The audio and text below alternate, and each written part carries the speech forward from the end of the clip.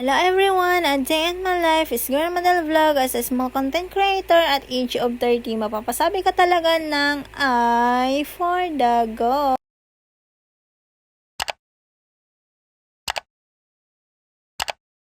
Hello guys! Pupunta nga po kami ng bayan. Sasamahan ko yung kapatid ko tapos yung kanyang boyfriend doon sa bayan. Magtitingin nga po sila ng mga UK. Alam niyo na yung UK, diba? Let's go, guys! Ito po yung boyfriend ng aking kapatid. Ayan. Ito naman, guys, yung kapatid ko. Mahiyain sa camera. Pero takaw na lang natin yung video sa kanya. Ayan, oh. Ayan. Ayaw niya magpakita. For today's video ay nandito nga po pala yung kapatid ko, kasama nga po niya ang kanyang boyfriend. Sana all my boyfriend ay for the go.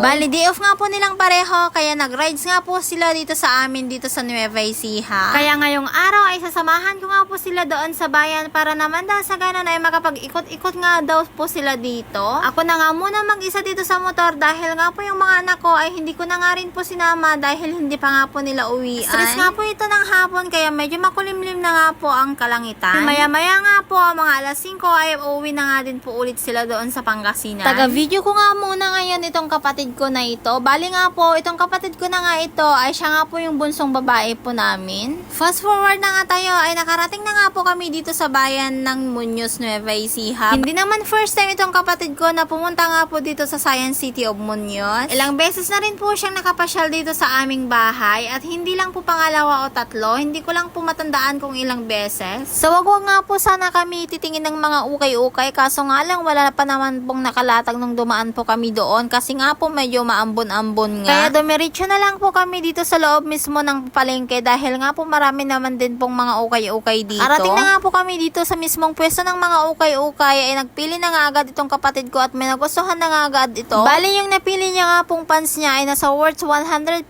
pesos kaso nga lang humingi nga po ako ng discount doon sa nagtitinda dahil nga po pauwi na nga din daw po siya kaya binigay na po niya sa akin yung 100 pesos na pants. Kaya sabi ko sa kapatid ko ay kunin na nga po niya. Ganun talaga ako pag bumibili nga po ako ng mga damit namin, minsan yung mga ulam talagang tumatawad po talaga ako. Humihingi po talaga ako ng mga discount. Pero hindi po lahat ng mga nagtitinda kapag humihingi ka po ng mga discount sa kanila ay pinagbibigyan ka nga nila. Pero karamihan sa ngayon yung mga nagtitinda kahit ilang beses ka pa ngang tumawad sa mga binibenta nga po nila ay hindi ka po talaga nila pinagbibigyan. Kaya kung ano nga po yung price na sinabi po nila sa'yo, ayun na lang talaga ang ating sundin. But to be honest po, kapag po talaga ako ay bumibili ng mga damit po namin, ay humihingi po talaga ako ng mga discount. Dito nga po sa loob ng palengke ay may nakapagsuki na nga po ako dito. Kaya sa tuwing bumibili po ako ng mga dress ko, yung dress ng mga anak ko, uniform, mga school supplies, ay talagang binibigyan na po talaga nila ako ng discount. Mapapabili talaga ako sa mga gusto ko, lalo na nga sa mga damit ko, kung mismo nga po yung nagtitinda ang nagbibigay ng mga discount sa akin. Bumili na nga rin po pala ako ng okay na sando ko. Bali nga po is 20 pesos nga po yung bumili isa. Bumili lang naman po ako ng 2 peraso at yun talaga po yung nagustuhan ko. Wala naman po talaga akong balak bumili ng mga damit kaso nga lang nainganyo po talaga ako sa 2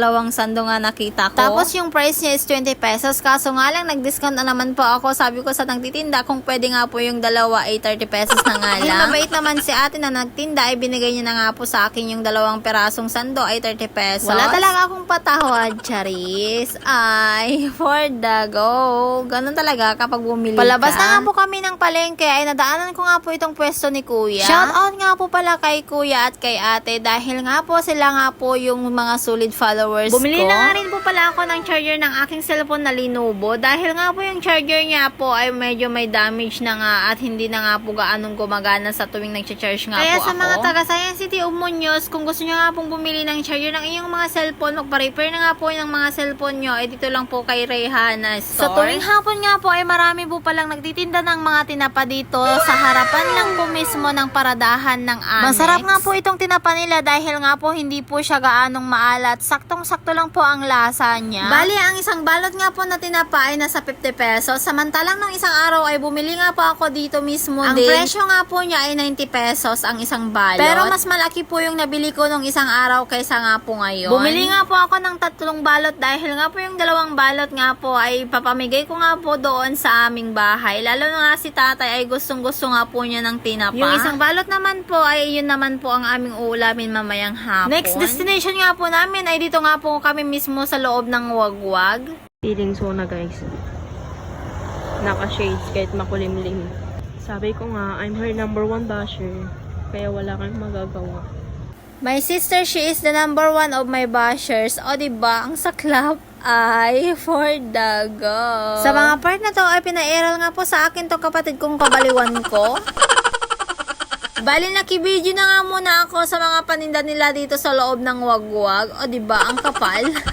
Hanggang tingin na nga lang muna ako sa mga pagkain dito sa loob ng Wagwag. Sa ngayon ay ayaw ko nga po munang gumastos ng gumastos dahil nga po may pinaglalaanan po kami. Kaya sabi ko sa kapatid ko ay medyo magkukuripot nga muna ako sa mga araw na to. Dahil alam ko po na food is life nga po itong kapatid ko na to. Yung dati po siyang sexy ngayon naging chubby na. Nakita na nga po niya itong pizza kaya nilapitan niya nga ito at lumapit na nga sa akin at tignan niyo naman hinihinga niya sa akin yung pambili ng pizza. Pero sabi ko naman sa inyo ay magkukuripot nga po ako sa mga araw na ito. Isang order nga lang po ang binili namin ng kapatid ko at naghati pa nga po kami doon sa bayan.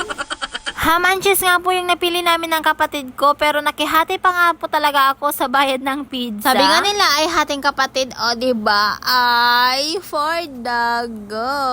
Itsura pa lang itong pizza ay nakakatakam na nga at nakakagutom. Pauwi na nga po kami sa mga part na to at nakita nga po itong kapatid ko itong mga pritong manok kaya bumili nga po siya ng kanilang mga uulamin mamaya pagdating po nila doon sa Pangasinan. Bale ang paninda po nila sa isang perasong pritong manok ay nasa 25 pesos only. Kaya sa mga gusto mag food trip ay dito lang po sa loob ng Wagwag. May mga street foods, may mga pritong manok, may mga proven, may mga calamares, may mga milk tea at buko shake at marami pa pong iba. Ay ano pa nga pong inaantay nyo ay arat na nga po kayo dito sa loob ng Wagwag ng Science City of Muñoz, Nueva Ecija. Hanggang dito na lamang po ang aking video. Salamat sa inyong panonood at sana hindi po kayo magsawang manood sa aking mga vlog. And thank you to all my supporter here. See you in next time. God bless.